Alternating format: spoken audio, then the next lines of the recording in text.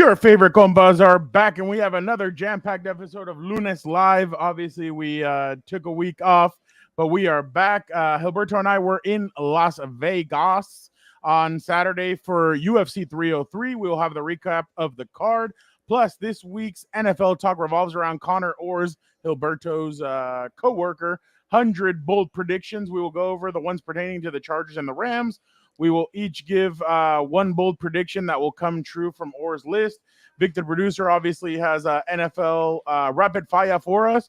We will do 10-ish good minutes with Dan as well. Yes, Dan and Dago is back. I know last time Vic and Dan weren't on, we had to do a quick show, but the whole crew is back, so that is exciting. All right, Gilberto, don't you have an engagement question for our viewers and or listeners? Yes, I do, but I'm going to take it easy with the engagement question of the week, because I have a sore throat, recovering from a cold. I came back from vacation in Mexico, and I'm going to blame your brother, there you go, for getting me sick. And then I'm going to give you crap for making me work after coming off the plane, being sick.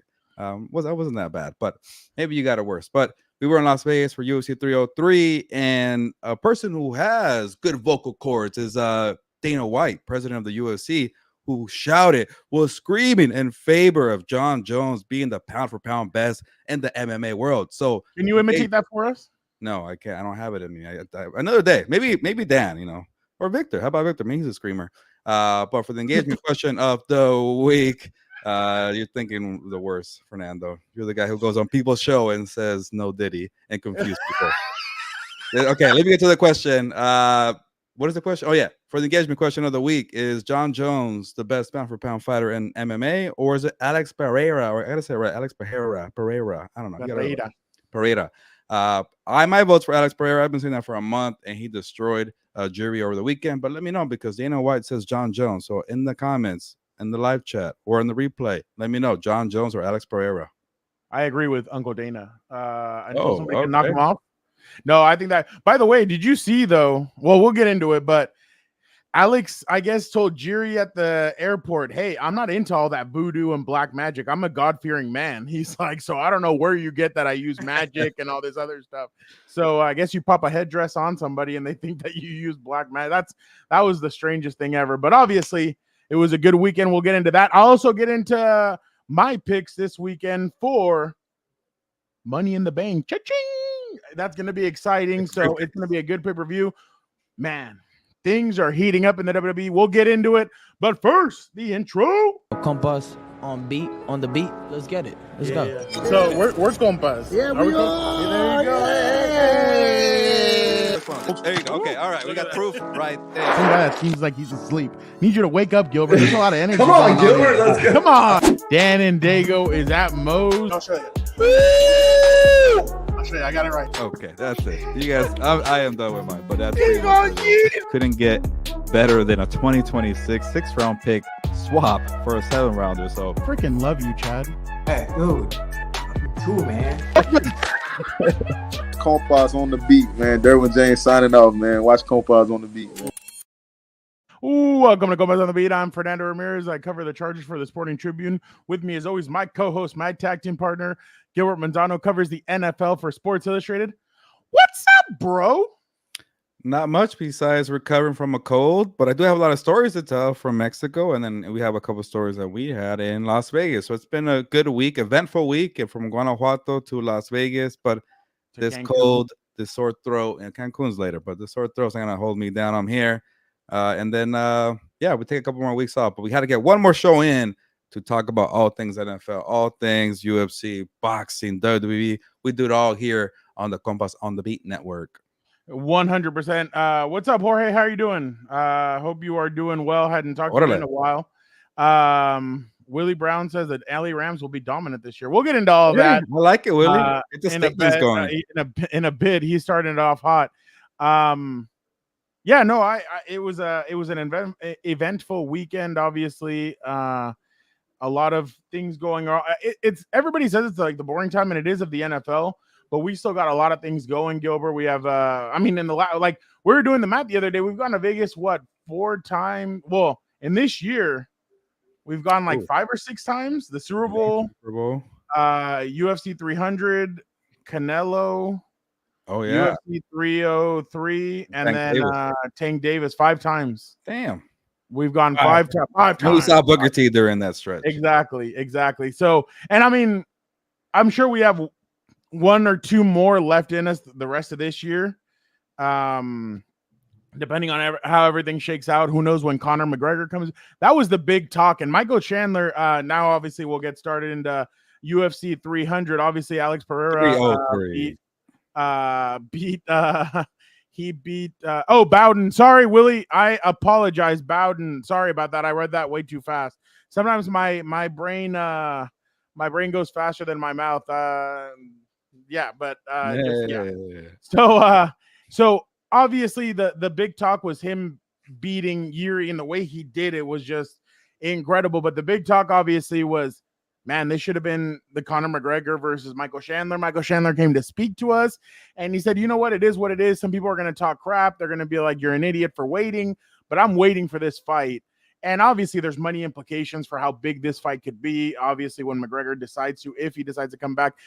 Even Dana White, Gilbert, told us, I am not going to talk about Conor McGregor until Conor McGregor returns. So that's kind of saving themselves in a bit. Chandler did tell us that they're expecting big news this week about the Conor McGregor fight. So it'll be interesting to see if that actually happens or if he goes somewhere else. Somebody asked him, would you fight for the BMF belt? He said, I don't know if I qualify for it, but if they're willing to do it, I'll do it. So it's just interesting stuff all around. But obviously, the other big talk, Gilbert, was Alex Pereira and if he will be moving up to heavyweight. Dana White said he still has a lot to do where he's currently at right now.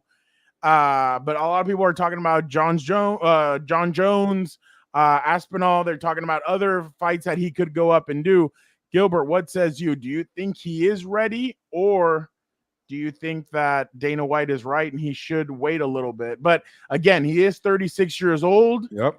And at some point, that gas is going to run out of that tank, or the gas is going to run out of that tank. But he still looks like he's a long ways away from any of that. But what says you? Yeah, so Dana White's kind of been, hesitant about it, and I know some reporters again with crap for like, hey, why aren't you into this? Usually you're okay with, fighters stepping up and going for a challenge and maximizing their potential. And I'm gonna go for what Dana White said to make a point for why he should fight at heavyweight. Dana White said, like, hey, he's not that young of a fighter anymore.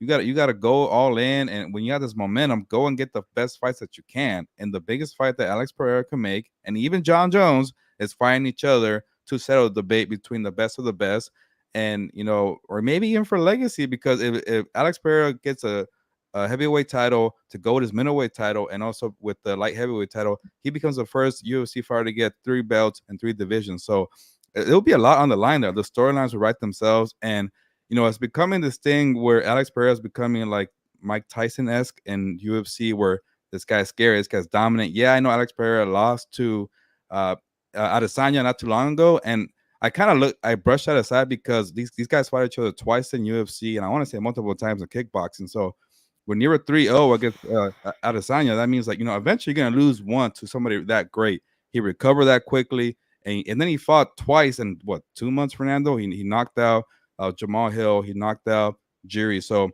the kicks, man, the punches, yeah, he can't wrestle, but he is a dominant striker, and he strikes fears in an opponent where opponents are saying, yeah, this guy's doing witchcraft, some black magic. Please don't use the spirits to fight against me. But putting all that aside, when you're this dominant and I think you already wiped out the division. Yeah, there's a couple guys out there you can maybe fight, but go test yourself. You're not a young pup anymore, young cat. You got all the momentum right now. Go to heavyweight. Hey, maybe Jon Jones wants to go fight Stipe. How about you go fight Tom Aspinall, and then the winner gets to fight Jon Jones? I get that Tom Aspinall is the interim heavyweight champion. He deserves to get that title shot. But if Jon Jones is fighting Stipe, why hold up the division and kind of have like a tournament? Why not let Alex Pereira go and be great? By the way, for you folks that didn't hear what Dana White said, you should be following us on social media at Compas on the Beat. Here is what Dana White had to say when him and a reporter kind of got into it about Pereira going up to heavyweight and Jon Jones and all that. No matter what you think of Jon Jones, he's the fucking best ever. And I think he's the best ever. I agree. And he's the pound-for-pound best fighter in the world. Well, except that he hasn't fought in the last year, so he's not. Because he got hurt. Right, but if you don't... If you were coming into a fight and you fucking got hurt, that means you're not the pound-for-pound best fighter in the world anymore? How does that even make sense? It doesn't make sense. When he fights... Right? If he was sitting out and fucking getting arrested and running around or whatever, and you're like, you know, well, Jon Jones is inactive. I'd say, maybe you're right. But as an educated adult who knows the fight business, you cannot deny that while Jon Jones is active, he is the greatest fighter in the world. Did I not say that? Yes. I don't know what you're arguing about here. I don't even know how we're in this conversation. Where are the helicopters when you need them? By the way, for folks who don't understand that comment, there were some helicopters. There was a helicopter that kept on spinning around and going around, and Dana was getting frustrated. He's like, "Is this a joke? Like, what the hell is going on? Like, why is this happening?" So obviously, that's what he was talking about. Like, why couldn't the helicopters go in there and make some noise during that part? But yeah, Gilbert, it was the hot topic. I mean, not really. People didn't really talk about the fight all that much. It was more about what's next with Alex, and Dana even said, I think sometimes we need to sit back a little bit and be like, okay, there's more to do. There's more for him to do, and everybody just wants him to jump up to the next thing. So I agree. I do. Oh, Jorge, you think that he beats Jon Jones? Damn, that's crazy. That would be interesting. Nobody's ever done it, so that'd be interesting. Aspinall, Gilbert, what do you think about this? Aspinall and Pereira. That'd be great. It depends again, like who's more deserving of the fight.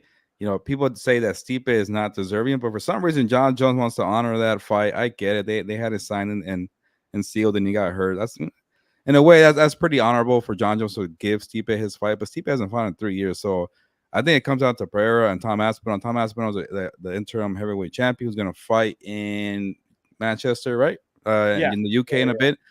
But again, it's tough to say who it is. But the UFC is all about making money fights, man. And Fernando, I'm trying to figure out when they could do this fight. But first off, first things first, Jon Jones is talking about like possibly retiring and maybe not looking at all his options. So let's get this guy in the ring. I mean, the octagon first, just to figure out, okay, how many fights he has left. If he can fight Stipe and he's struggling out there, and maybe he is not the best of the best, or if he comes in and steamrolls Stipe, then it's going to become Tom Aspinall or Alex Pereira, and he has a bunch of options.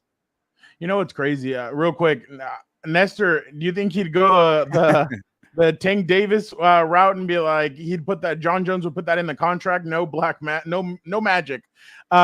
Gilbert, this is what's interesting though. It's crazy because he gets asked about the UFC, like the fight that he just had right away. When are you coming back? Like, I think we jumped too much into that. And Alex even said, hey, I just fought twice in the last, what has it been, in the last month and a half, 2 months, maybe? April and June's 2 months, yeah. Yeah. So he's like, I want to take a break, kind of chill out a bit, and then look at weigh all my options.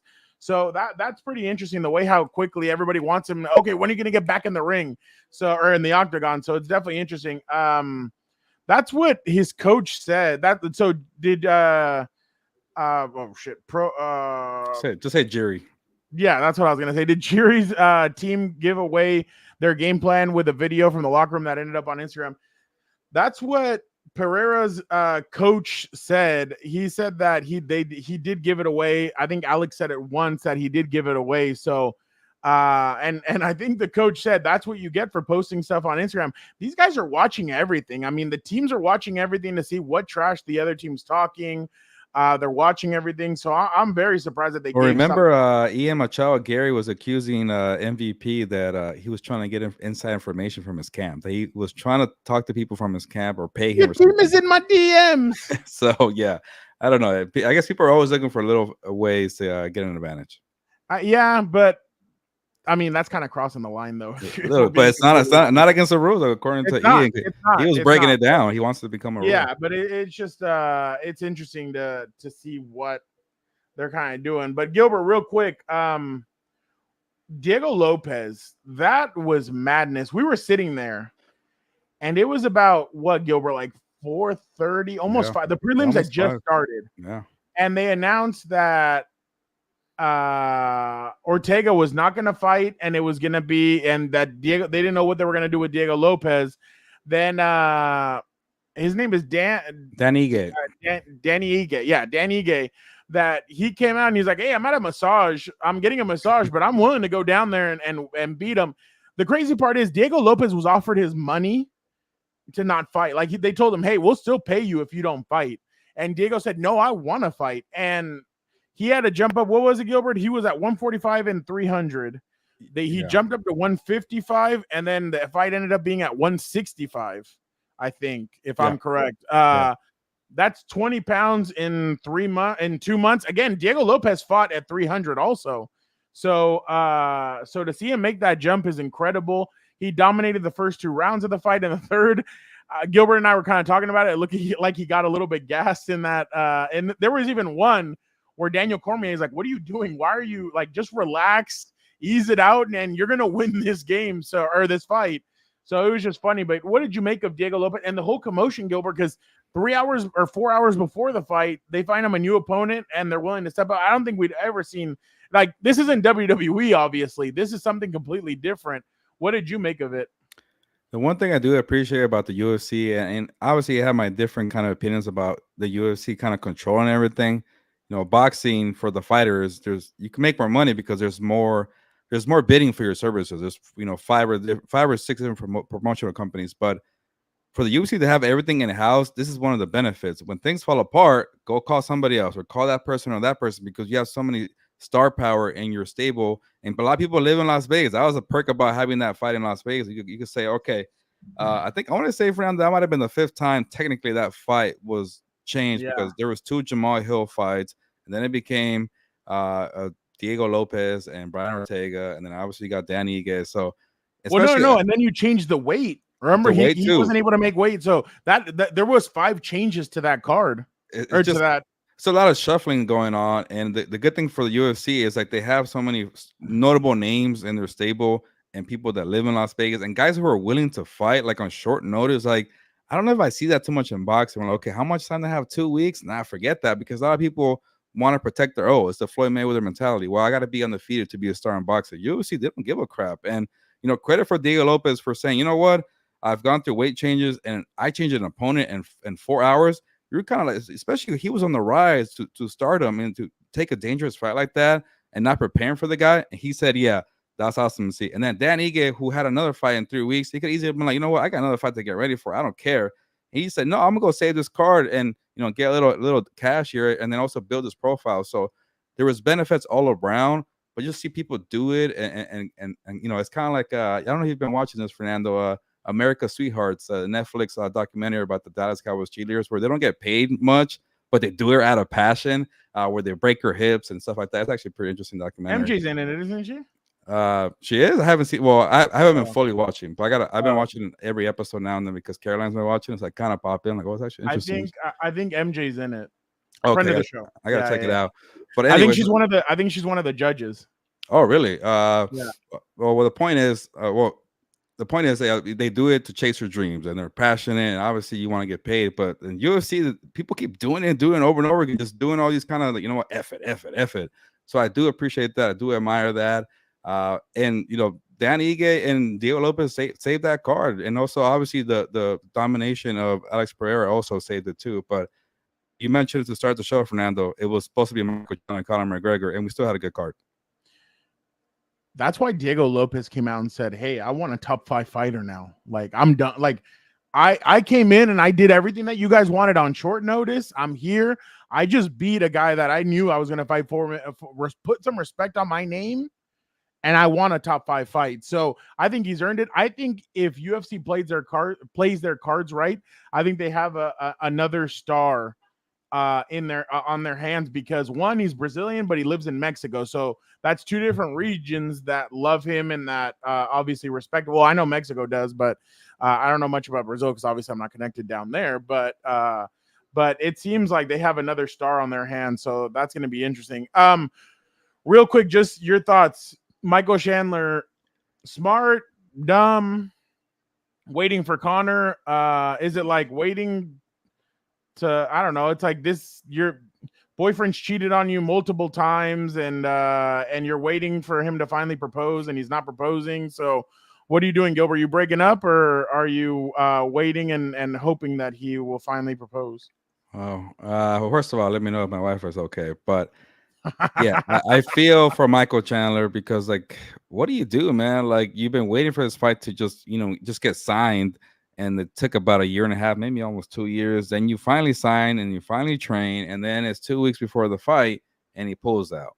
Then you see all these videos of Conor McGregor partying and doing whatever, and then supposedly he got hurt, and you don't know how the extent of the injury. So, getting some hot tua on his boat. who knows? I'm tired of that, by the way. So those jokes are getting tiring. Yeah. But it's like, do you want the payday? But also at the same time, the more time you go, you're costing yourself. Like, maybe he could have fought maybe 3 times in that span, and maybe that's the same payday, or maybe not. When you fight He Conor said McGregor, since last January, Gilbert. Since last January, this is being talked about. So honestly, if he gets that BMF fight with Max Holloway, I say just do it. That's a high profile fight. I'm sure you'll get half the money you get for fighting Conor McGregor, but like, you're not young. You got to keep waiting for the guy. So I don't know. I if something that attractive comes along as a backup, I will do it. No, I completely agree. And the thing is that, like you said, and Dana even said it, this waits for nobody. I mean, at one point, you're going to be like, crap, maybe I should have done this. Maybe I should have done that. You don't want the coulda, woulda, shouldas. So I completely agree. I think he needs to take I think he should just take whatever comes next for him.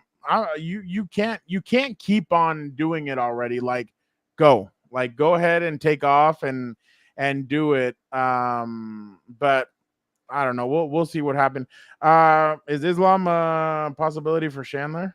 I don't know if Chandler's considered like a champion or title fight contender, and maybe he'll skip the line for waiting, and that's kind of like the perk for waiting for Conor McGregor. But I'm sure a lot of people in the lightweight division will not be happy about that. But and also Islam, I think, will probably destroy Chandler.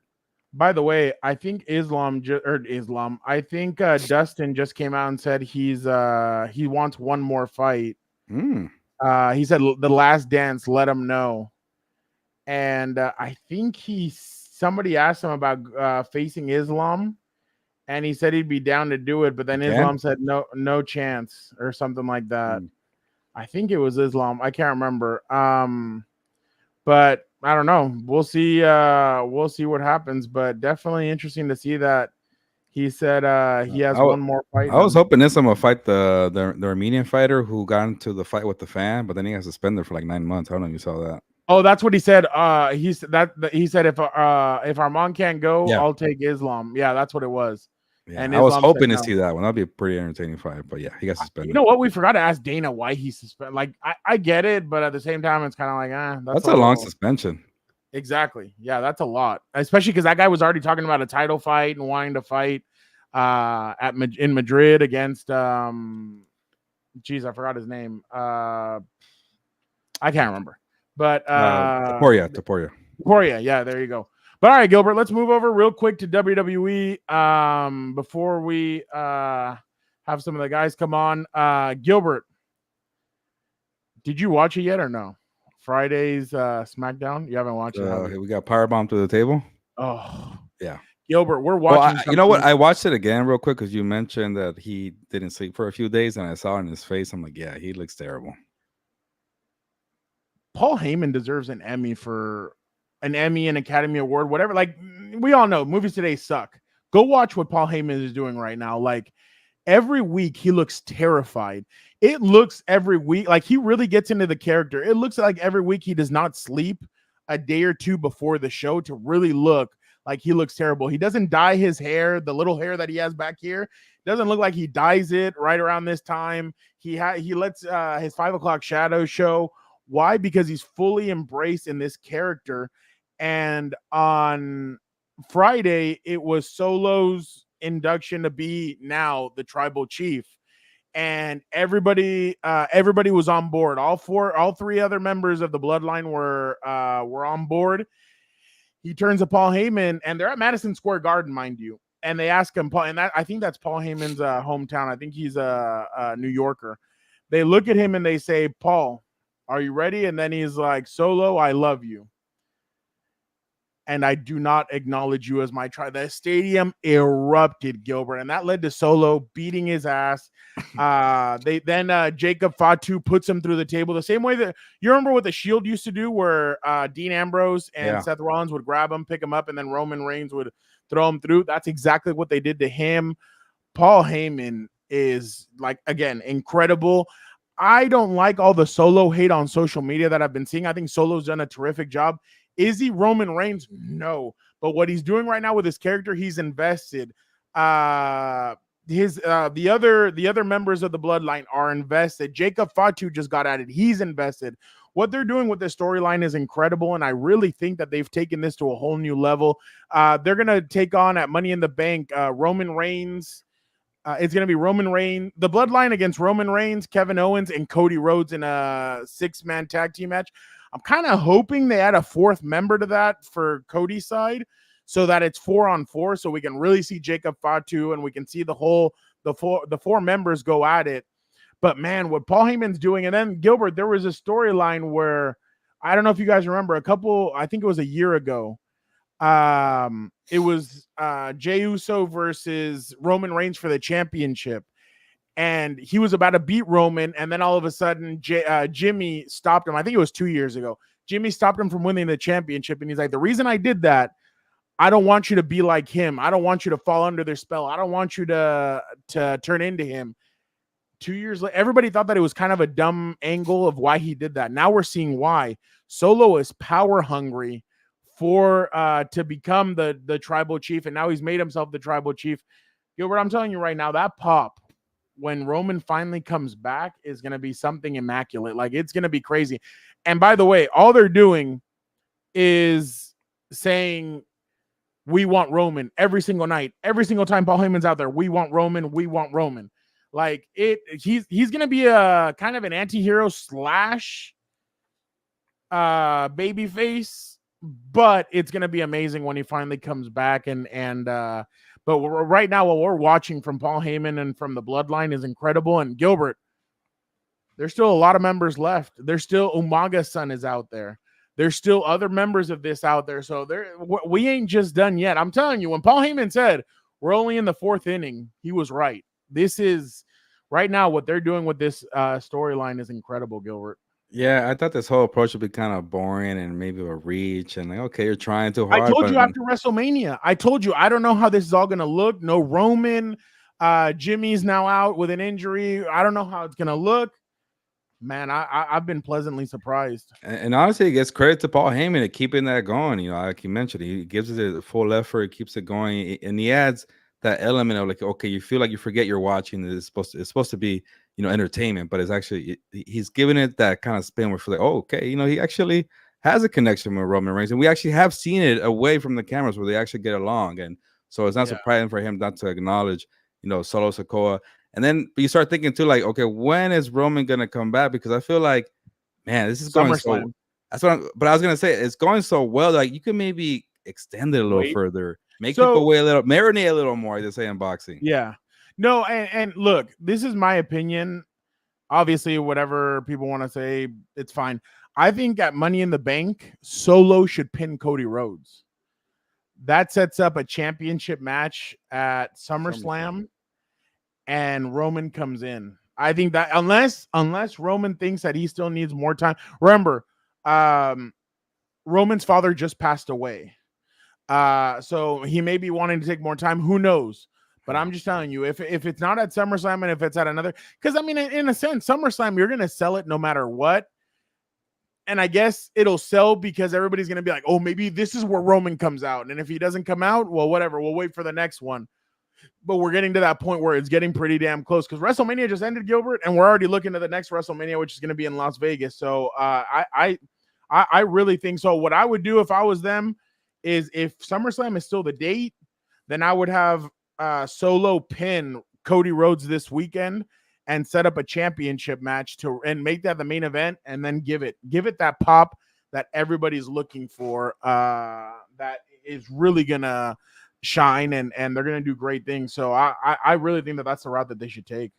I'm not sure if you showed me this, but I saw like one of those, you know, those little flyers they make on social media about, like, supposedly you know, you could do a Survivor Series. I guess was that usually like November, right? Or Yeah. October? I did show it to you. Yeah, okay, with the bloodline kind of feud with the Yeah. the civil war Yeah. there. You know, one side you got the Raw and Yeah. obviously Solo, but that'd be kind of cool. But then, in the sense, if you do that, you know when Roman's coming back. So I'd rather have some kind of mystery before you do that.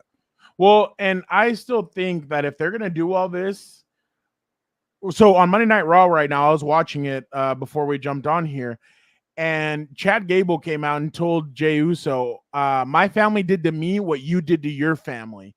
And he's like, I left, I did what your family did. I left the scumbag that was taking advantage of me, and I decided to do my own thing. And I'm like, oh, there it is. There go the little seeds, because Roman's gonna need Jey. We already know that. And I know Jay's on a great run right now in the sense of fans love him. He's main eventing Jey Uso. But if this is really going to happen at Survivor Series, I would milk Jey jumping on with them until the very, very end, if not the day of the pay-per-view. Like nobody, like he says, no, I'm not going to do it. No, I'm not going to do it. No, I don't want to go back with you guys. I hate you guys. I'm doing my own thing. And then maybe last minute he decides to jump on. But I just think that that they're doing a beautiful job with it. And I really think that Triple H, Paul Heyman, even Roman Reigns, Solo Sikoa, I think all those guys deserve a lot of credit, because right now, the way that Solo's kind of built his guys, they look very scary. But jumping over real quick to the Judgment Day and Liv Morgan. Obviously, Liv Morgan, ever since she won the championship, has been chasing Dominic Mysterio. The dude's one lucky guy. You have Rhea, you have Liv, and then obviously you have your wife at home that you just married in March. So there's a lot of great happening right there. But Gilbert, last Monday, Liv Morgan decided to one up. She wanted to do something nice for the Judgment Day. So she made a tag team match for the She tricked R-Truth into putting up his tag team championships with The Miz against JD McDonough and Finn Balor. And they ended up winning the championships, and she set it up so that they say, hey, you know what? We want you to join us. The only thing is she's getting pushback from El Campeón, Damian Priest. He's not very happy with it. Right now, I actually just saw that he asked Dom, have you talked to Rhea? And he's like, oh, yeah, we're good. We're good. He's like, are you serious? Because I just talked to Rhea, and she's pissed. And he's like, oh, well. And then they walked into the room, and that's when we started this. So I didn't get to see the rest of it. But the storyline is incredible, Gilbert. Why? Because obviously Liv is the champion. Liv is right now the top woman in the WWE, obviously with Bayley as well, the two top. But I think Liv is doing a great job. She's showing her range. She can throw down in the ring and do what she's doing now. So I've been very impressed with that angle. I think they're keeping it spicy. I think the kiss that they shared, the video that they put on social media on YouTube did really well. I think the one with Paul Heyman get thrown through the table was at 40 million over 40 million views.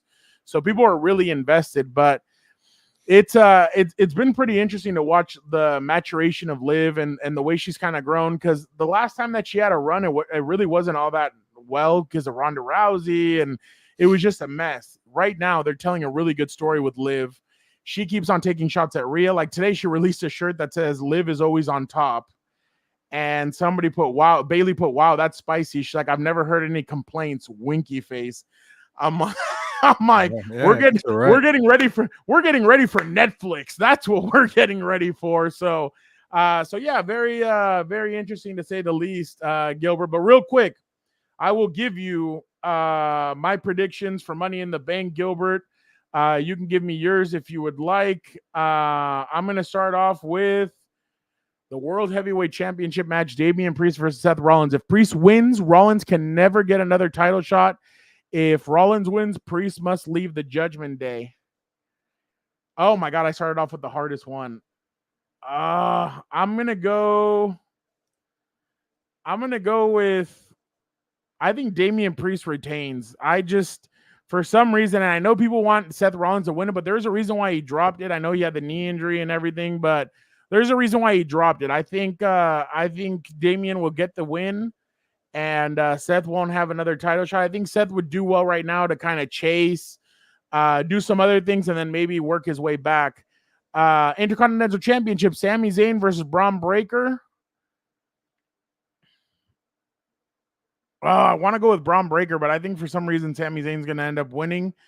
But I think Dan's gonna hate me for this. I'll say the men's Money in the Bank ladder match. It's either gonna be Jey Uso. No, it's gonna be Chad Gable. Then Chad uses it to. Yeah, he's going to use it to come in and get Sami Zayn for that. See, Gilbert, this is my problem with the men's Money in the Bank. There's nobody in there that screams to me champion, like world heavyweight or WWE champion. Jey Uso, Carmelo Hayes, Andrade, LA Knight, Chad Gable, and then obviously they're still deciding to see who's going to be the if Drew McIntyre is the guy that goes in there, Gilbert, I think CM Punk's going to screw him yet again. So I don't see that happening. And then they just announced that you can use that Money in the Bank for the mid-card titles, the US and the Intercontinental. I don't see any of these guys as WWE champion material, so I'll say Chad Gable wins it. He goes and he cashes in on Sami Zayn. I think Chad's very hot right now. I think LA Knight's gonna fight Logan Paul at SummerSlam. I think Jay's on the poster for Money in the Bank, so I think that's too obvious. So I don't see him winning it. And again, Drew McIntyre, if he wins tonight, I think CM Punk will screw him over. So I'll have that. On the women's ladder match, I'll go Chelsea Green Chelsea Green. I think right now she's kind of red hot. Tiffany Stratton is too, but I think she's still a little bit young. I'll go Chelsea Green on that side. And then obviously I already gave you Cody Rhodes versus the Bloodline. I think Solo Sikoa should pin Cody Rhodes and set up a championship match for SummerSlam. And then your tribal chief makes his return, Gilbert. Well said, Fernando. That was a lot. I apologize. No, but yeah, I had a Wi-Fi issue, so I just fixed it, so I'm back. But yeah, honestly, you're right about the whole men's side. I don't know who to pick, but I guess if it's McIntyre's in there, he'll be the obvious. But I wouldn't mind Jey Uso, but like you mentioned, also obvious. When you put him on the poster, like what is that supposed to tell me? Yeah, like that's Chad supposed to tell me that it's not gonna. I don't see him becoming a champion in the future. But no. But he can cash it in for the Intercontinental Championship.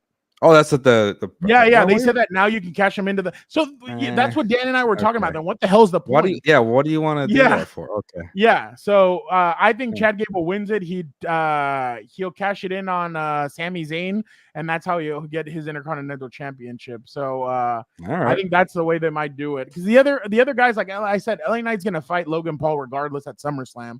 So there's no point of him winning it. And I think Drew's gonna get screwed by CM Punk. So that's kind of the way I see it right now, Gilbert. But yeah, you got any predictions or? No, I'll just go off of yours. But all right, I would not mind seeing Jey Uso go. It's just me, Oos. Day one, it's just me, Oos. Yeah, you're trying to cause some wind. All right, Gilbert. Without further, my bad. I completely forgot about this, Gilbert. Jesse Bam Rodriguez. What do you have to say about him? I know I'm not okay. Like I said, I'm a kind of a casual.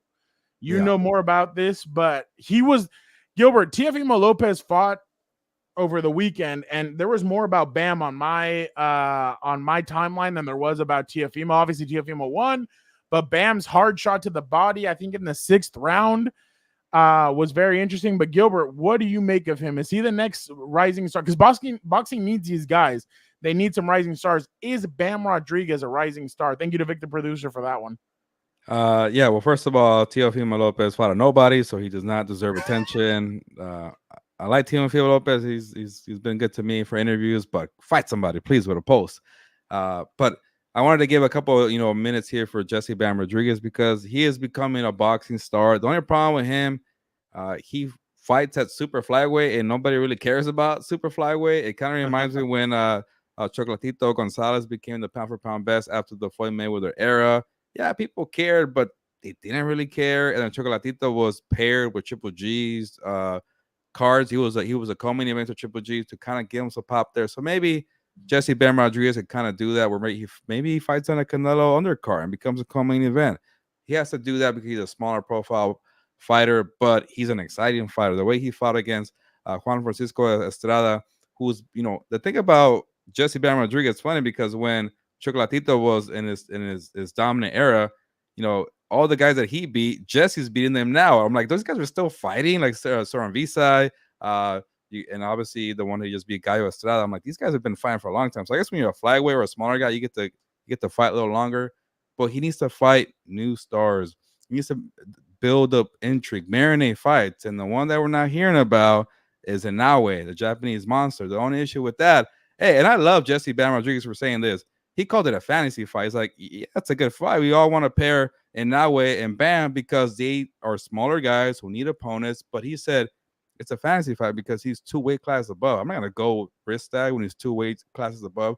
These casuals don't understand weight classes. Obviously, Bam does. So I like that he said that. But who knows? You'll give him some time. He goes up to junior featherweight, eventually gets to featherweight. But, you know, and now he's not a big dude in general, so he might not go anywhere anytime soon. So eventually that fight comes to fruition. But you don't want to wait too long where it's like 3-4 years. You don't care. Somebody loses or whatever. But the thing is, I just want to give Jesse Bam Rodriguez his credit. Yeah, he might not have the opponents, the star power, stuff like that. But when it comes to the best pound-for-pound fighter, when I watched that fight, he passed the eye test, and that's what pretty much pound-for-pound is an eye test. You know, you can't fight everybody because they're all in different weight classes. But, you know, I do understand that he got dropped by Gallo Estrada, who's a tough mother effer from Mexico. But, you know, he dropped him multiple times before that, and then he got caught. And then he came back, got off the canvas, and then dropped him with a nasty body shot. So that, to me, is an entertaining fighter, tough competitor who has a lot of in his arsenal. So, hey, just want to spend a couple of minutes to give Jesse Bam Rodriguez his credit, and he's definitely now in the top 10 pound for pound. He wasn't on a lot of people's list already, but for me, he probably cracks the top 7 now. And after, you know, I had Terrence Crawford, Usyk, Gervonta Tank Davis, Bibble, B2B, Canelo 6. So 7 sounds about right for me. Interesting. I'm interested to see now what now I'm going to keep a close eye on this guy. By the way, Gilbert is angry at the boxing casuals, Dana White is angry at the UFC casuals, and I am angry at the WWE casuals. So there you go. All three of us are angry at somebody that's angry at somebody that's always angry is this guy. You know him, you love him. He hasn't been here in a while, but he is back. He is ready to rock.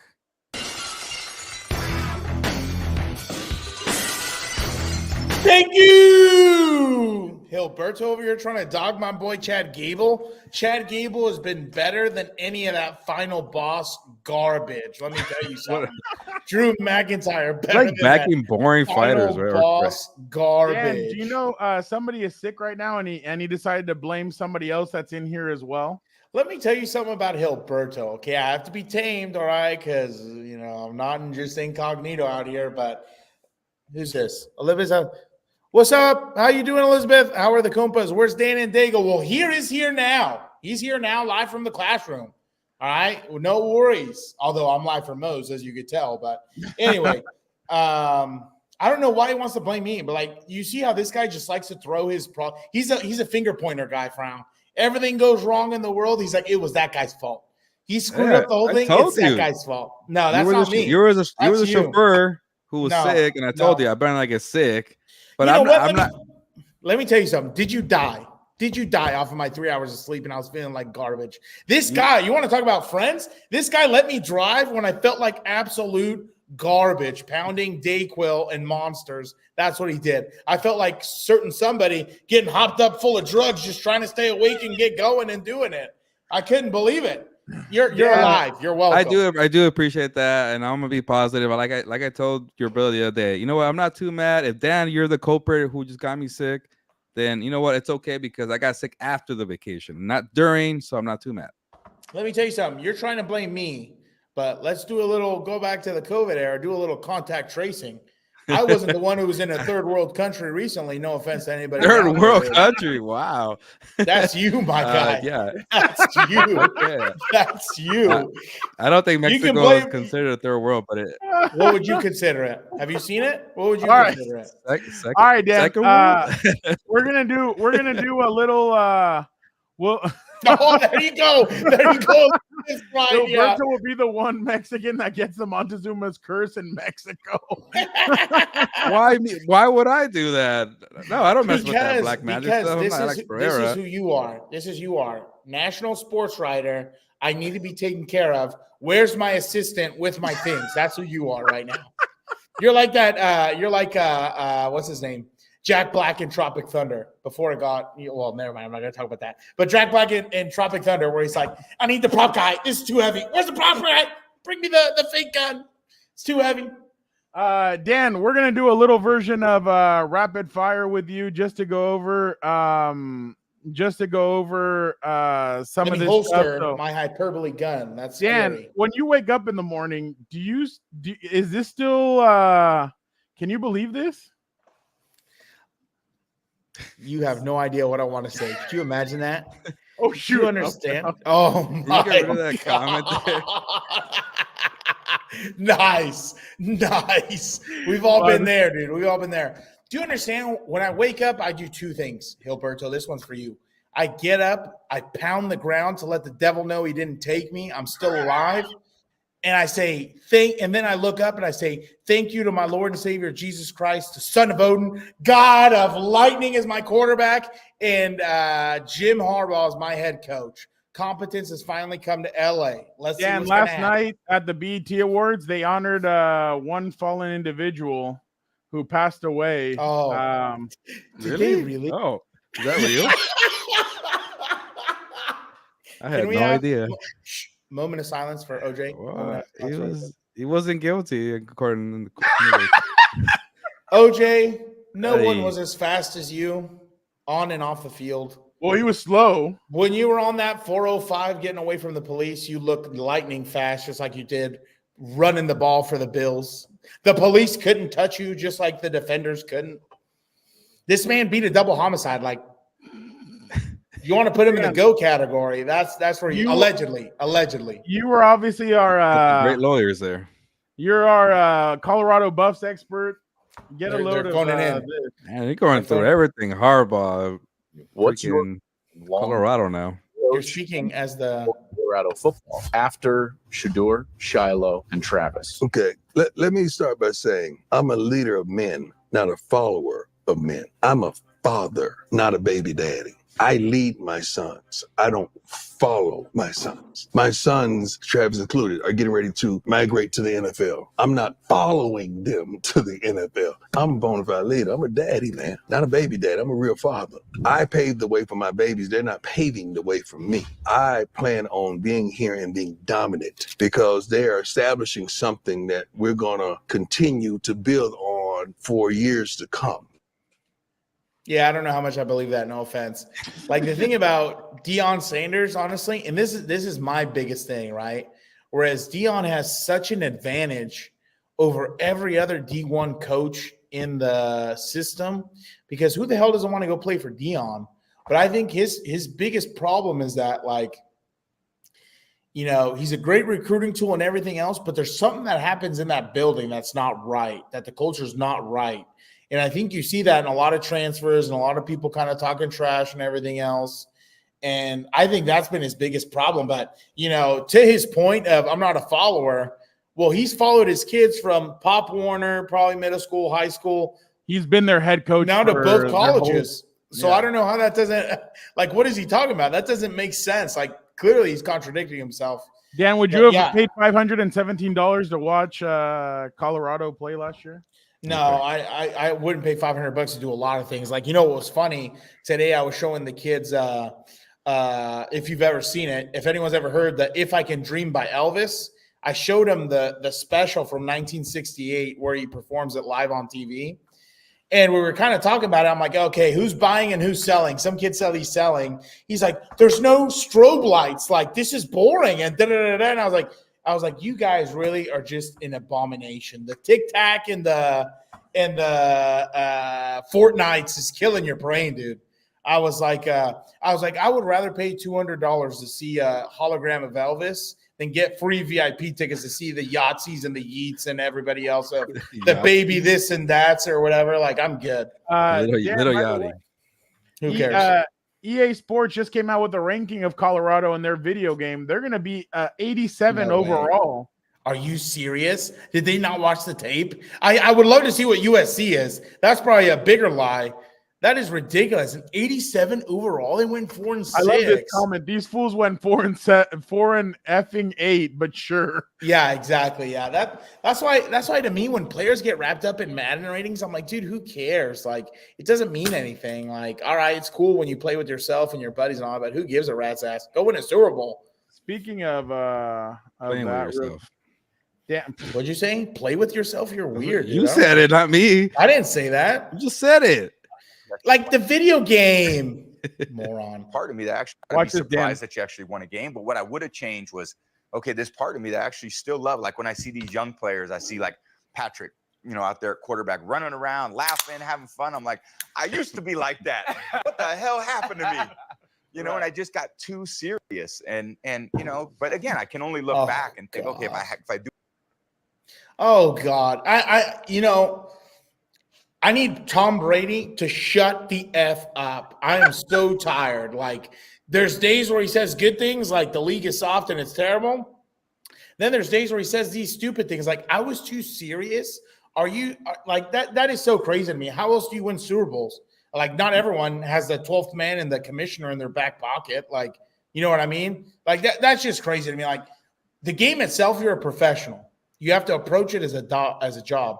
Whether it doesn't matter if you're playing a child's game or not, you're still a professional. There's still people counting on you. You're getting a lot of money.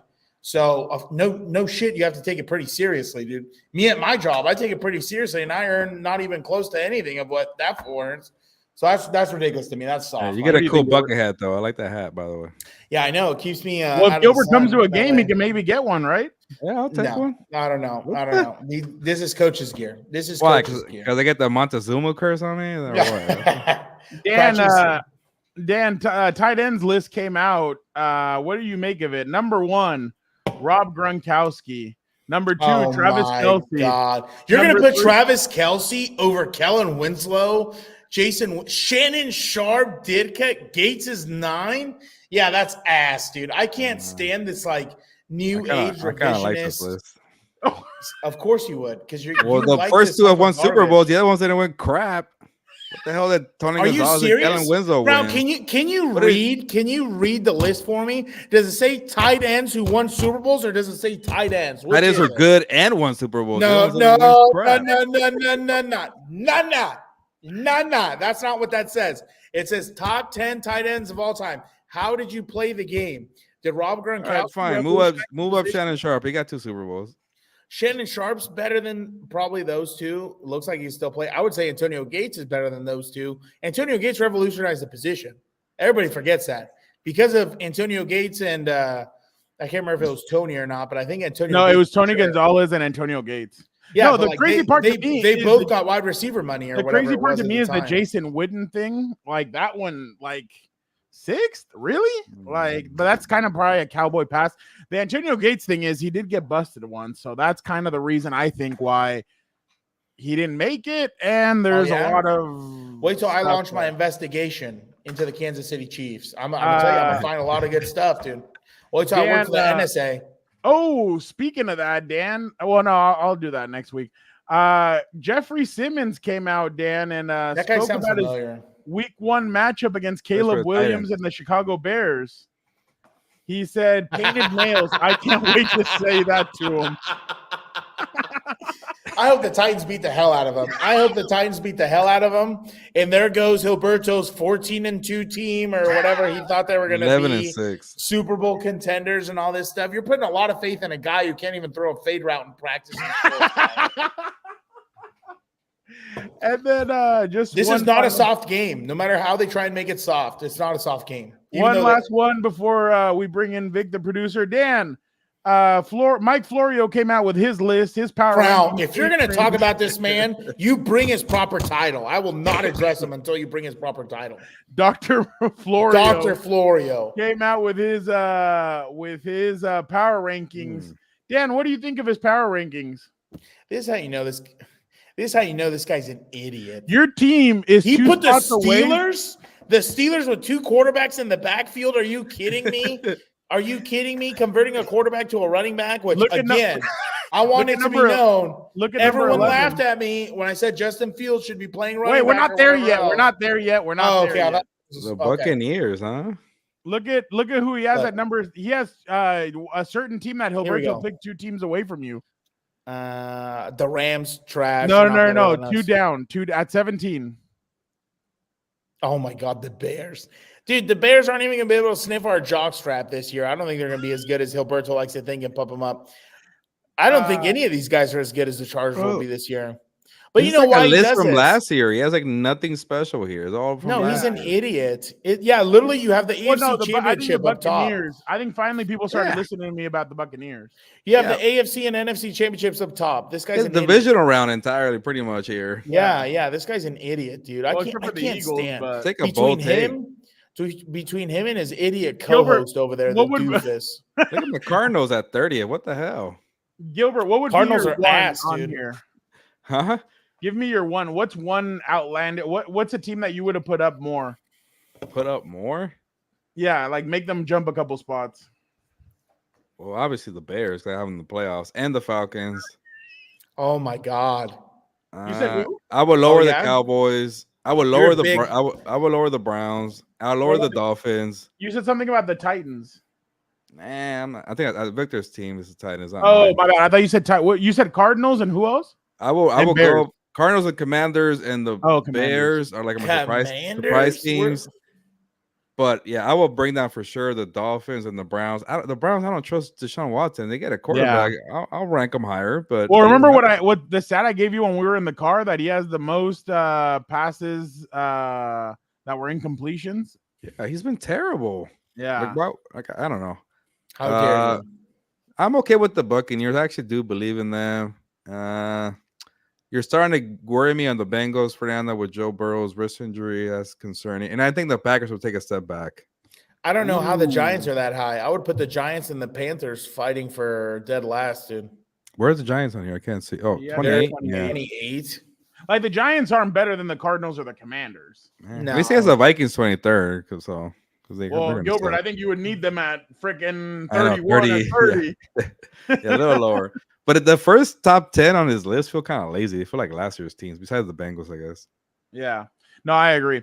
All right. Well, that was 10-ish minutes with Dan. Now let us bring in the fourth member of our – oh, shoot. What was 22? My bad, Vic. I did not see that, but let's bring you on. How you doing, Vic? Good. The Broncos at 22? Oh, yeah. That's way too high. You got to be 31, 32. The Steelers alone. The Steelers are ass. Yeah, people always overrate them just because they have Mike Tomlin. I don't get that either. Yeah, they like to be average. 500. Yeah, I guess. That was pretty bad. All right, Vic. You brought up a good point. I was talking about this with Gilbert last week. His coworker Connor Orr dropped his article. I don't know how long it takes him. Maybe we'll have him on the show one day and ask him. But he has 100 bold predictions for how the 2024 season will play out. Dan loved the one where he said Travis Kelce and Taylor Swift will not get engaged next season. Easy. But the Chargers and Rams are mentioned several times. So we're going to go over the predictions featuring the 2 LA teams, and then the 4 of us will give our prediction from his list. So Chargers, he had a once on there. Number 27, which is Jim Harbaugh will win Coach of the Year. Whoa. Thumbs up or thumbs down? Oh, is that for everybody? Yeah. Oh, I don't care. It doesn't mean anything to me. It doesn't. You're going to say, yeah, just do up. No, you know what? cares? I'm going to say yes because he's going to be like the NFL darling this year. And they're going to watch everything that he does. And Yeah, but they're not winning 10 games according to me, so he won't win it. That means they are. That means they are. You're like I didn't understand your checklist for it, but whatever. What the hell do I know? I'm not an expert, so yeah. They usually give it to a new coach, so he meets the criteria. He's coming back from being in college, and so yeah, natty. Who cares? Win the Super Bowl. That's all I care about. All right. You got to give him credit. The guy just wants one thing and one thing only. I'm not selfish anymore. I'm not. All right. So for the Rams, number 24, 3 receivers will top 1,800 yards. Puka Nacua, Tyreek Hill, and Amon-Ra St. Brown. Thumbs up or thumbs down?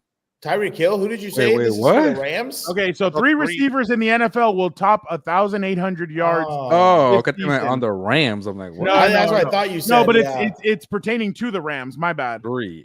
Yeah, 3. Amon-Ra St. Brown, Puka Nacua, and Tyreek Hill.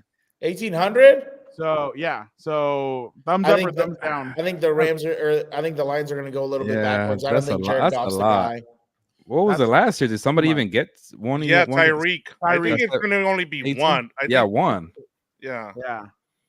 That's so I say thumbs down. Yeah, I think that we kind of need to halter our expectations with all that because oh my god, Tyreek Hill and I know who that is.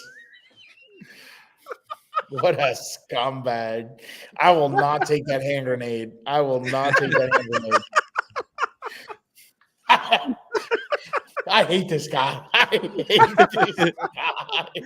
Are you gonna answer it? No, I'm not gonna answer. I'm not gonna take that hand grenade. All I'm gonna say is everything Disney has touched from like my birthday on or my birth or like 08, 9 or whatever on has been garbage. That's all I'm gonna say.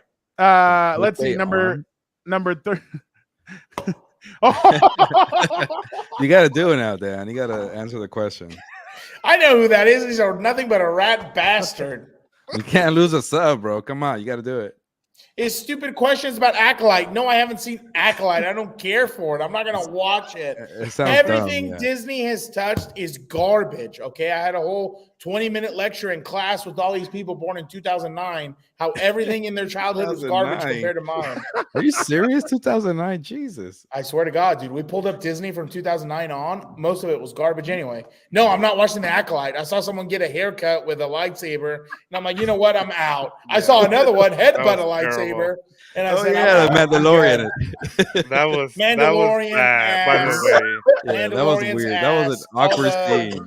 The sequels ass. I mean, this what else can I go on? whoever this is that commented, he should send us $10 on the show for answering. Yeah, why don't you super chat it, you dumb bastard? How about that?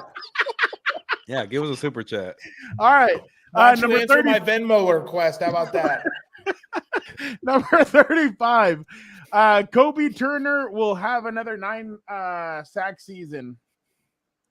Yes. I say yeah. Kobe Turner. Yeah. And can I You're fine. You're fine. Can I say here why? And yeah. Go ahead. I'll give Eric Williams credit here because he's the one. He was on House of Horns, and he was talking about how let's go Panama. Yeah, he was talking about how with Aaron Donald that they don't think things are going to change the way they kind of use Aaron Donald. And with Kobe Turner, they're just pretty much going to use him the way they use Aaron Donald. So I think just going off of what Eric Williams told us, it seems like we could expect Kobe Turner to get more than 9 sacks. Hey, come on, it's Eric D. Williams. No, I'm just messing with you. No, I'm messing with you. That's Dan's boy. That's my boy. Him, Gilbert, and Dan shared a shot one time in Tijuana at a Buffalo Wild. We owe him a drink because he came on House of Horns. Yeah, I didn't know it was that kind of party. Kind of threw me off there. What are you doing? You like grading a test right now or something? You know what? Right. I forgot my beautiful country is playing Bolivia or Uruguay today, so I had to put it on. I forgot. Oh, it's 0-0. There we go. Good. But Panama's up 1-0. No, Panama's up 1-0. What does that matter? They need a tie? No, Panama. If Panama wins and the U.S. tie, yeah. So Panama's through right now. Panama's through. Stupid Panama. Can't we just threaten some people with some nuclear weapons? All right, let's go. All right, I'm just kidding. I'm just kidding. Number 36. Aaron Donald will unretire and join the Rams for a playoff run. No, that's not. No, he's not. They're not even making the playoffs. I'm gonna say no. They're not making the playoffs. You guys suck. I love this kind of stuff. This is WWE storylines. This isn't like Royal Rumble number 30. You know how it's gonna happen? They're gonna be playing the Detroit Lions in over there in Detroit. Comes in at halftime. Dan, look what he said. This guy is nothing more than a social media terrorist right now. So this guy's the worst. Answer my Venmo request. They're going to be like, the Rams have a new player out here. It is Aaron Donald. And he's going to run onto the field, put his helmet on, and be like, all right, let's go. He has a Super Bowl. He's a Hall of Famer. Why the hell? Yeah, he's but if we're being completely honest, I agree with Gilbert. Gilbert said it from the beginning. He did not do what he did to come out and just come out of retirement and play again. He did his social media posts. He did everything that he needed to do. So I'd be very surprised if that happened. By the way, no retirement has been as cool as Jared Allen's. That one was so cool. What did he do again? You don't remember? He's on a horse on some ranch. I don't know where. And he says, you know what, folks? I'm riding off into the sunset. He turns around and starts trotting with his horse. I was like, that's badass. That's pretty cool. All right. Number 49. The Rams will win the NFC West. Well, this is so Ram heavy. No, they won't. No, that's the point of this. Oh, okay. That's what so right now we'll give our predictions, but these are Connor's predictions for the Chargers and the Rams. He went a little bit heavier on the Rams. Okay. Gilbert, why will they not win the NFC West? Gilberto's excited. Because the 49ers are in the division, and I think the 49ers are going to eventually break through to win the whole damn thing. Dan, 5 out of 5 doom.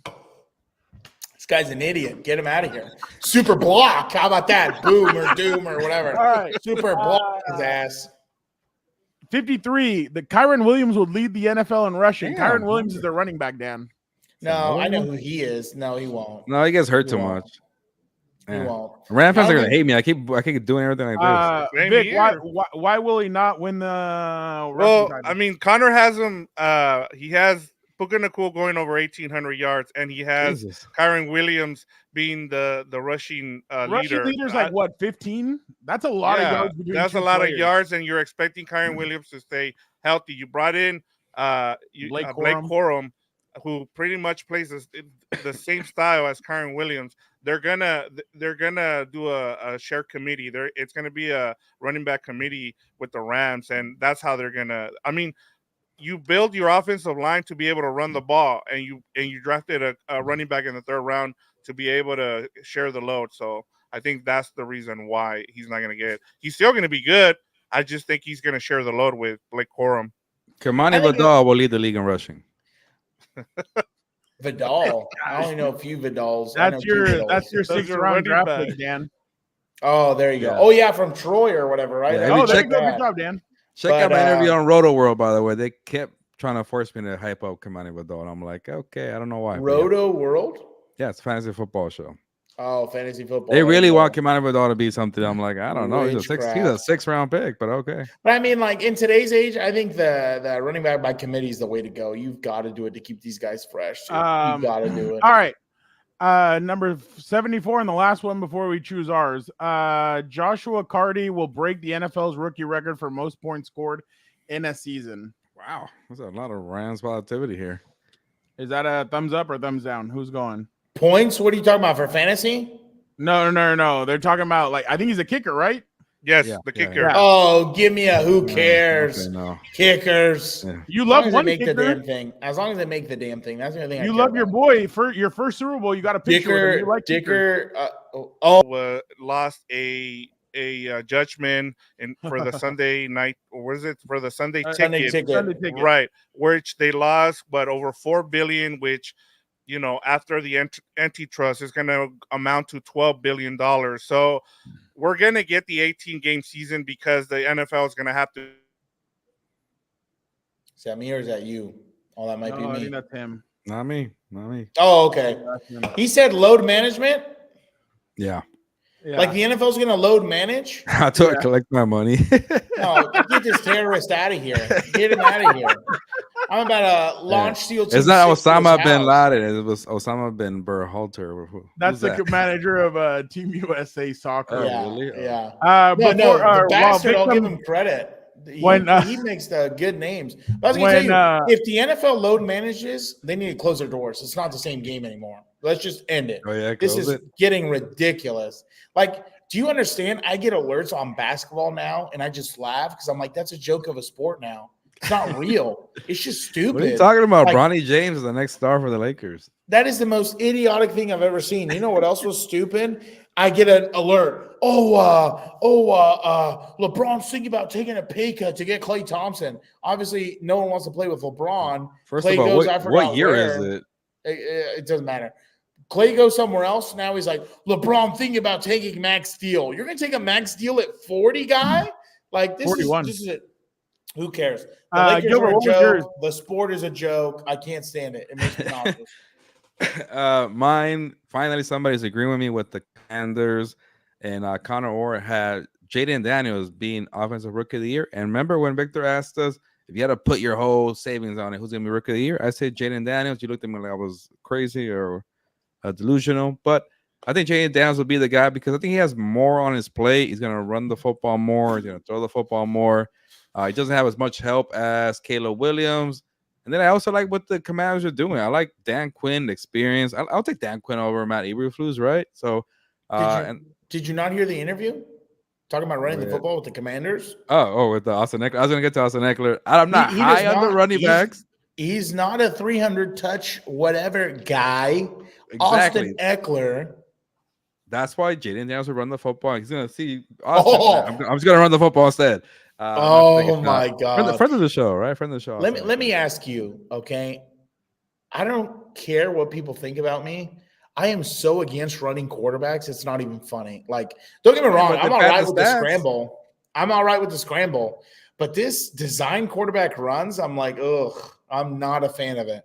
Especially, it's not like Jaden Daniels seems like a big guy like Josh Allen or one of these guys. I'm not. Yeah. I'm not a fan of that at all, dude. But I think the Commanders need him to do that, and it's going to be fun for a year, and then they're going to ask him to tone it down after that. So I think for his rookie year, he'll run the football a lot. He'll get some good passes. But look at what happened with Anthony Richardson. And Richardson's much bigger too. He is much bigger. Well, that's the thing, right? And especially like I would assume in the first year, what you want to do more than anything is develop their passing. Like college, I'm sure they run around and they do all these zone read stuff and do all this stuff. You have them in a pro system. Why are you going to move back and put them in a college system like that? Yeah. That's just my thinking right there. Like you need to develop the IQ, the passing, and everything else. I'll just say this: yes, I'm with you. Well, you got to develop the passer. You can't just rely on the running style. But it's kind of like the whole I've never seen you. I don't have film on you. I don't have the you might be a matchup nightmare. So I think the rookie year, it's okay to maybe maximize that a little bit. You're a little younger. And then, but obviously, you're taking too many hits. Like we saw even just Herbert's rookie year. Okay, you got a couple hits and tone it down. But if Jaden Daniels was able to limit the damage with the hits there, it's okay for his rookie year. You kind of have the element of surprise, and maybe you have a dynamic year. Just don't end the way RG3 did in Washington, and then that was the end of his career. With the team that must not be named, Washington. Yeah, Washington. I was kind of waiting. I was kind of waiting to see if they draft another quarterback, Washington, to kind of go let's do it again. Just in case a guy like that. But yeah, they didn't seem too worried about it. So I guess they really believe in Jaden Daniels. Because I remember when they tried to do that when they did that with Kirk Cousins, everybody was pissed. They're like, oh, that means they don't trust RG3. What's going on?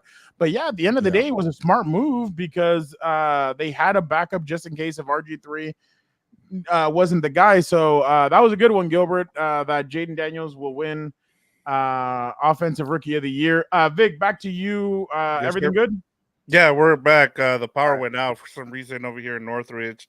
I don't know what happened, but too hot out there. Everybody's using the AC. Too hot. Yeah.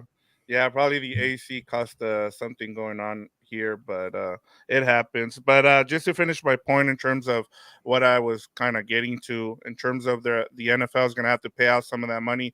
We're going to get the 18-game season. You're going to start seeing teams kind of have to, load manage, kind of what we've seen with the NBA. I've already started hearing kind of talk about it with the Jets. We've seen what that turf does to teams there with the Giants as well. So I think it, especially with teams like the 49ers and the Chiefs who are regularly having to play in the playoffs, they're going to start load managing. We've already seen like game whatever, week 17, a lot of teams are just, resting their players. I think you're going to start seeing it in the middle of the season. Hopefully, if they do have the 18-game season, like I'm expecting they will, you get 2 buys, and that'll kind of help out with that. But I just think we're going to start getting into that age of load management eventually. And so I know people hate it in the NBA, but in the NFL, if you're going to have to get through a whole season where you're adding an extra game, it's not just the preseason where you're not going to see starters. I think it's going to start happening. You're going to start seeing a little bit of lower management. So I'm with Connor Orr on that one. You know what, Gilbert? I was just thinking about it. We had one of our good friends was in all those trials. Maybe when we come back from our little break, maybe we invite Uncle Joe Reedy to jump in and explain it to us if we were 5. Because actually, I'm still really confused about everything that happened. And I think Reedy would be a great guy to bring in and be like, hey, what happened? So Maybe we'll. When do we get paid? Yeah, exactly. Yeah, exactly. Dan, what was yours? I forgot what was mine. You had Justin it though. Tell me Fields. what- Justin Fields. Oh yeah. Justin Fields playing running back or whatever. It was just so funny the way like I was ridiculed and mocked. Like I don't know anything about quarterbacks. Yet what ended up happening? All of a sudden he's taking snaps at returner and all this other stuff. Like all this is just versatility is the name of the game. We don't pay quarterbacks to run the football like that. That's why I thought that was such a stupid defense of his where, oh, well, he's mobile. He's a mobile quarterback. Like you don't pay him to run. I need the bastard to throw, not run. So when it comes to that, it's just hilarious how things work out. You were ahead of the curve. It's like the Joker, right? I'm not a monster. I'm just ahead of the curve. Like it is what it is. But what I is going to be sad to see is Mr. Danger Russ over there cost Mike Tomlin his job this year because they're not going to make it 500. That's a bold prediction I'll give you. I don't even think they make the playoffs. Did you see who he was working out with? I don't even want to guess. Who was he working out with? With Freddie Roach. With Freddie Roach. The boxing trainer. The hell does that have to do? He's not going to fight anybody. That weenie. He's not going to kill anybody. I'm not a huge Danger Russ fan, as you can tell. So I have two. One is Tom Brady will accidentally say the word shit while broadcasting an NFL game. I think Tom is kind of he has the mouth of a sailor sometimes, so I think he will release one or two for a while. Well, maybe once or twice here and there. The problem is you see how he gets so animated and he gets himself juiced like he's getting back into it. That happens to everybody. How many times? What did Bruce Arians say? Wide ass open. I thought it was a shame they took him off of that. He was really good. Well, no, he went back to coaching. Oh, is that why? I thought they had taken him off after the. I thought they had taken him off after the wide ass open. My last one is dedicated to my brother. It is number 100. You will make someone's life better this football season by simply being yourself. Oh God. Dan, that's for you.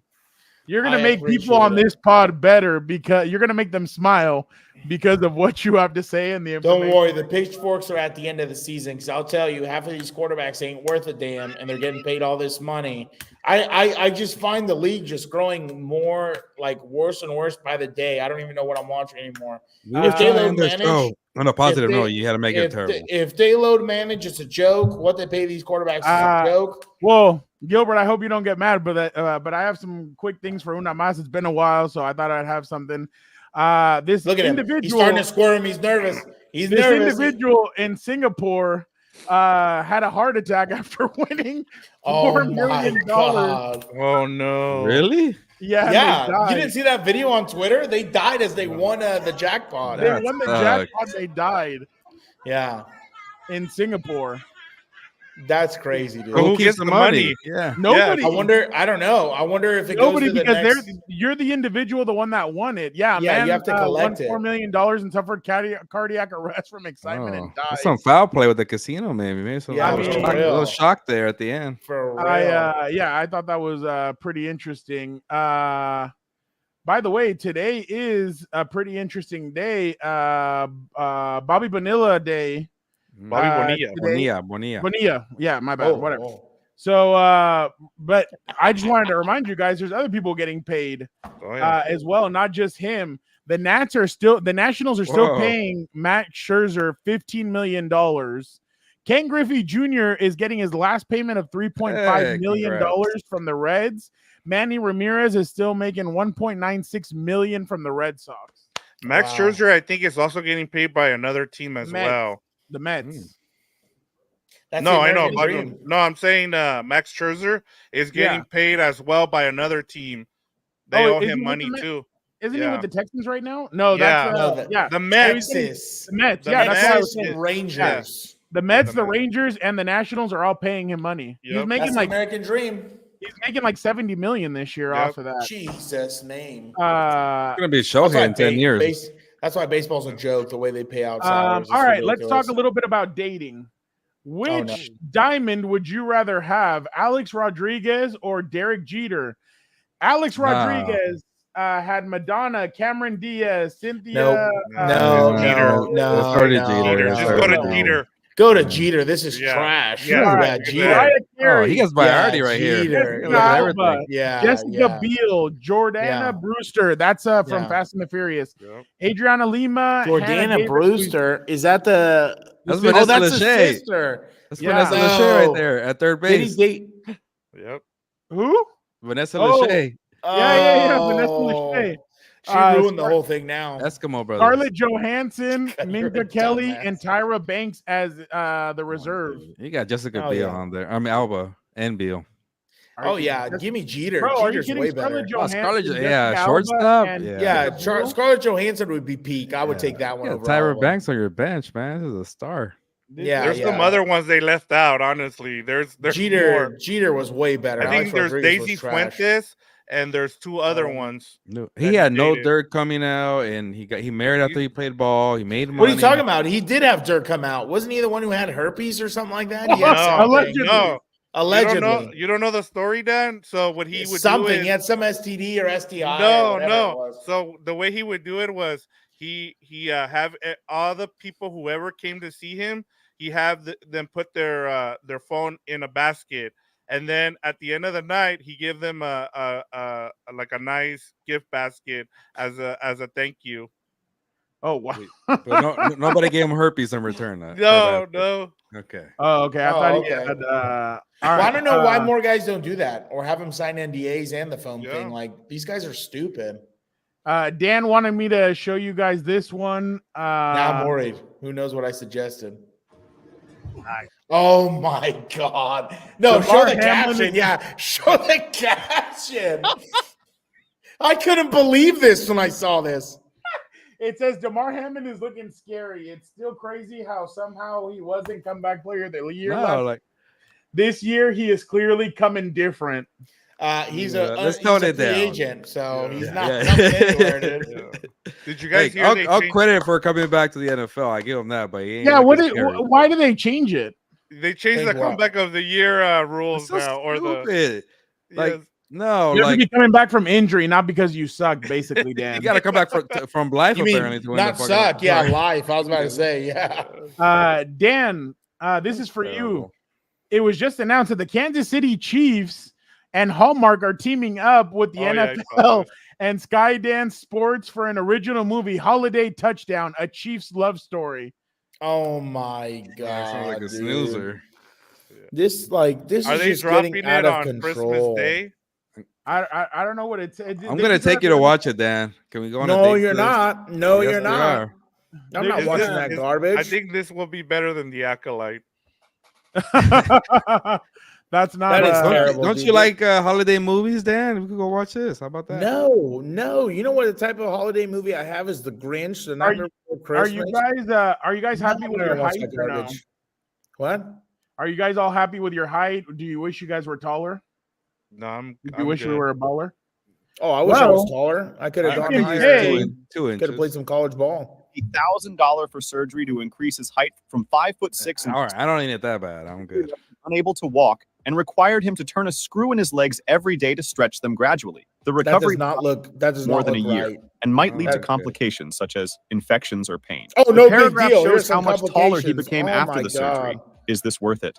This man paid off. No.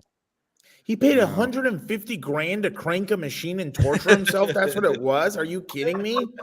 Why can't I get the Messi injections to just grow naturally through a serum? Last Super one, soldier and, serum. I think you would have enjoyed this, and obviously it's not a Dan and Should've done Dago this. show if there's no OJ in it.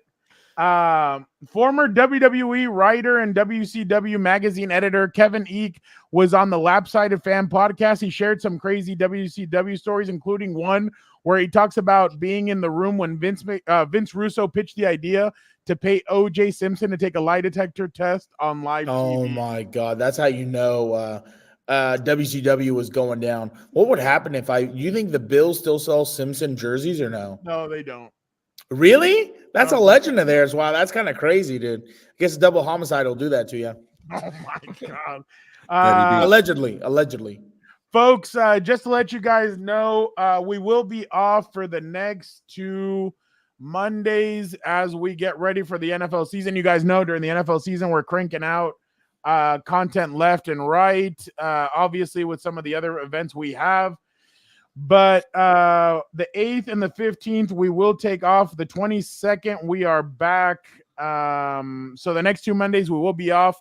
We'll be back on the 22nd of July. Training camp will be kicking off.